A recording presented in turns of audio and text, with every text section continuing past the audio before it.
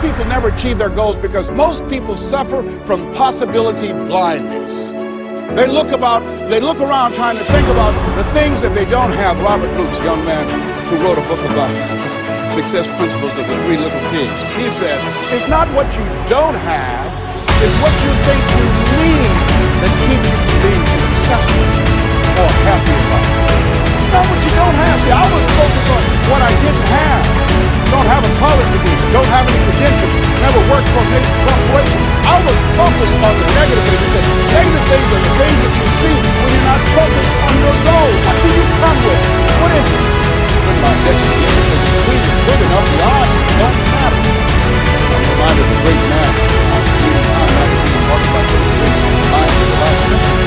Dave Mention, Dr. Howard Sherman, one of the mentors, Dr. Martin Luther King, also the advisor of Muhammad Gandhi, Alan Spikes, and he said, the ideal situation for a man or woman to die is to have family members standing around their bed, praying with them as they cross over. But imagine, if you will, being on your deathbed and standing around your bed, the dreams given to you by life, the ideas that you never acted on, the talents, the gifts, the abilities that you never used. And there they are, standing around your bed, looking at you with large, angry eyes, saying, we came to you, and only you could have given us life. And now we must die with you forever. And the question is, if you die this very moment,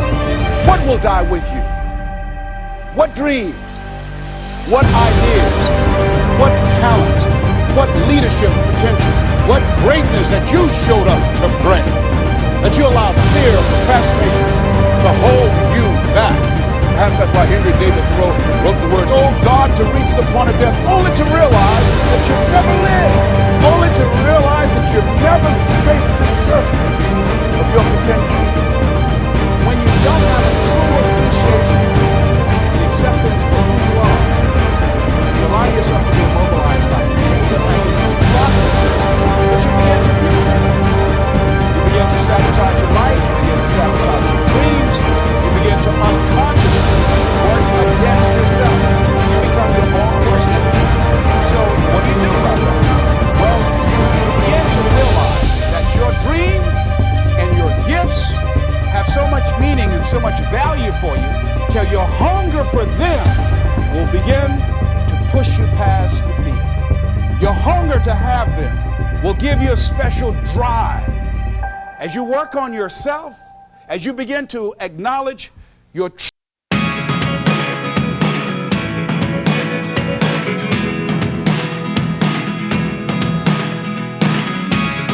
never really know what's going on. Look at me sometimes like all you want to do is run. Hear me out, hear me out.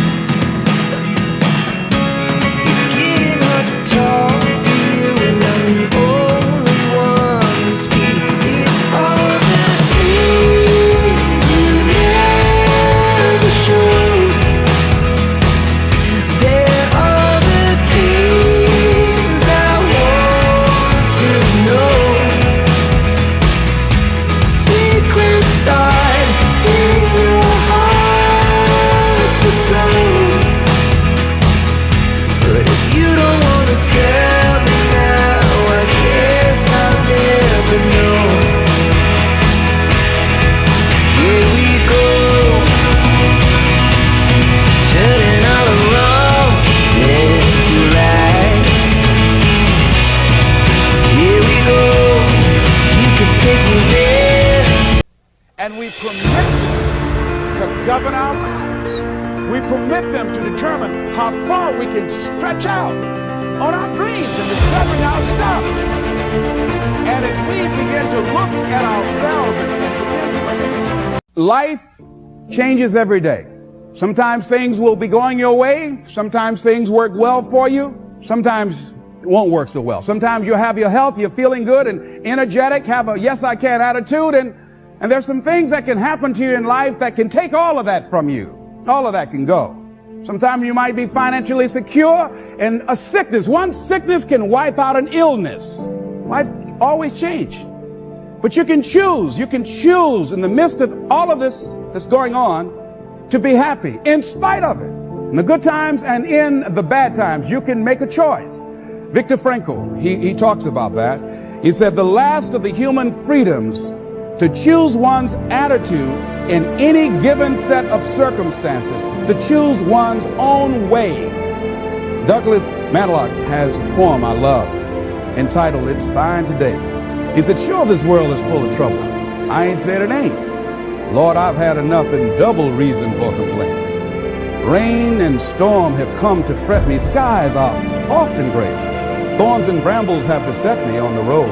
But say, ain't it fine today? What's the use of always weeping, making trouble last? What's the use of always keeping thinking of the past? Each must have his tribulation, water with his wine. Life, it ain't no celebration. Trouble, I've had mine, but today is fine. It's today that I'm living, not a month ago, having, losing, taking, giving, as time wills it so. Yesterday, a cloud of sorrow fell across the way. It may rain again tomorrow. It may rain, but say, ain't it fine today? If a cloud of sorrow comes over here, ain't it fine today? Living in the moment, getting everything we can out of where we are in the moment where we are right now. Living in the present. The other thing is willingness to let people and things go. You want to live a life of fulfillment. You've got to be willing to let certain people go in your life, especially if they want to go. When they're no longer good for you, just let them go. Just to hold on tenaciously really doesn't make really good sense, all right? Just many times we do it because we don't realize that we might desire it, but we don't need it. And ladies and gentlemen, you've got to be willing to risk. If you're not willing to risk, you can't grow in life. Life has no power when you're not willing to risk. Somebody wrote this and it was given to me. It said, to laugh is to risk appearing the fool. To weep is to risk appearing sentimental. To reach out for another is to risk involvement. To expose feelings is to risk exposing your true self. To place your ideas, your dreams before a crowd is to risk their loss. To love is to risk not being loved in return. To live is to risk dying. To hope is to risk despair. To try is to risk failure. But risk must be taken, because the greatest hazard in life is to risk nothing. The person who risks nothing, does nothing, has nothing, is nothing. They may avoid suffering and sorrow, but they cannot learn, feel, change, grow, love, and live. Chained by their certitudes, they are a slave. They have forfeited their freedom. Only a person who risks is free. Next thing is face the truth about life and deal with it. And a lot of people, when someone in their life that they love very much dies, they allow it to take such a toll on them. They make themselves miserable, and they literally will themselves to die early because they feel without this person they have nothing to look forward to. And no, life has other opportunities, other relationships, other experiences for us. And the people that we love really want us to go on. Other thing is, things are going to happen to you. Here, in order to have a fulfilling life, knowing that things are going to happen, expect the unexpected. Whatever happens to you, use everything for your upliftment, learning, and growth. Everything that happens, use it for your upliftment, learning, and growth. In the midst of it, ask, what can I learn from this? What can I get from this? How did I end up here? What's the blessing in this for me? Ask yourself that whatever it